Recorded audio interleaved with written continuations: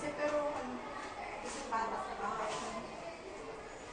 So, paano naman po yung paghawak ko sa mga ganito mga estudyante? Mahirap po ba o okay lang po? Okay lang. Parang kasi galing ako ng formal school. Nag-substitute ako ng OSP ng grade 1, grade 2. Kaya yung medyo may similarity sila ng konti, pero yung basic. Basic pa rin. Pero kailangan talaga ng konting tsaga. So, open ka lang, bakit yan sila. Tsaka medyo mag-iingat ka din sa loob. Minsan kasi, mamaya, hindi lang konti, may makapagpapagod. O, gano'n lang. So, ano po masasabi ninyo sa inyong profession bilang isang guro ng alternative learning system? Dahil bago pa lang mo medyo challenging siya. Kasi, ayun nga, nung umpisa hindi pa ako nag-ikot, pero ngayon nag-ikot na ako. Encounter ko yung different lives nila kasi nag-stop. Nasabi ko, sana nagtuturo ako kasi hindi ko masyado. May alam ko sa alternative, pero hindi siya ganun kalalim. Pero ngayon, alam ko na sila na-expect sa financial. Sabi ko nun, nag-formal ako, pati ako project. Kaya, hirap din pala yung buhay na gano'n.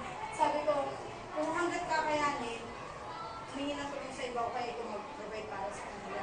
Kasi, maganda sila kasi sa iba na So, meron pong realisasyon. Oo, reality fact na gano'n. So, maraming salamat po. Umante. Pagpapaulang ko sa Umante, Paano tayo transfer marami? ano siya? Hindi. sarili. Oo, kasi last year, may allowance talaga ang mobile teacher. Ngayon, May additional allowance. may additional allowance. Bukod pa sa allowance na binibigay ng senior, may allowance pa rin mga kasi huwag na masyado pero medyo malaki-laki na rin. Kasi na rin sa allowance the whole year. Kaya yun, yung mga props yun, doon na.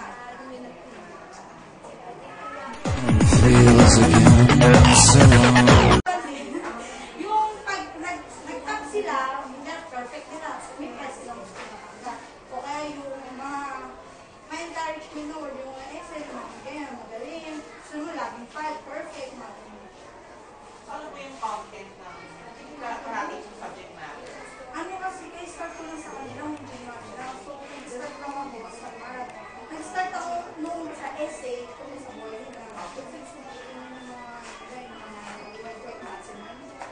interview ko rin kasi minsan yung huling interview ko medyo na-affected yung utak niya. Ngayon, iba yung pag-ano niya. Pero nung ginasa ko yung ano niya sa form, inilapay na high school grad. Kaya parang saling pusa lang kasi tapos medyo rin sila medyo matanda isip pero isip bata sa bahay. So, paano naman po yung paghawak ko sa mga ganito mga estudyante? Mahirap po ba o okay lang po? Okay lang. Parang kasi galing ako ng formal school. Nag-substitute ako ng OSP ng grade 1, grade 2. Kaya yung medyo may similarity sila ng konti, pero yung basic. Basic pa rin. Pero kailangan talaga ng konting tsaga. So, open ka lang, bakit yan sila. Tsaka medyo mag-iingat ka din sa loob. Minsan kasi, mamaya, hindi lang konti, may makapagpapagod. O, gano'n lang. So, ano po masasabi ninyo sa inyong profession bilang isang guro ng alternative learning system? Dahil bago pa lang mo medyo challenging siya. Kasi, ayun nga, nung umpisa hindi pa ako nag-ikot, pero ngayon nag-ikot na ako. Encounter ko yung different lives nila kasi nag-stop. Nasabi ko, sana nagtuturo ako kasi hindi ko masyado. May alam ko sa alternative, pero hindi siya ganun kalalim. Pero ngayon, alam ko na sila na-expect sa financial. Sabi ko nun, nag-formal ako, pati ako project. Kaya, hirap din pala yung buhay na gano'n. Sabi ko, kung hanggat kakayanin, humingi ng tulong sa iba o kaya ito mag-provide para sa kanila. Kasi, maganda sila kasi sa iba na. So, meron pong realisasyon. Oo, reality fact na gano'n. So, maraming salamat po. Umante. Pagpapaulang ko sa Umante, Paano tayo transfer marami? ano siya?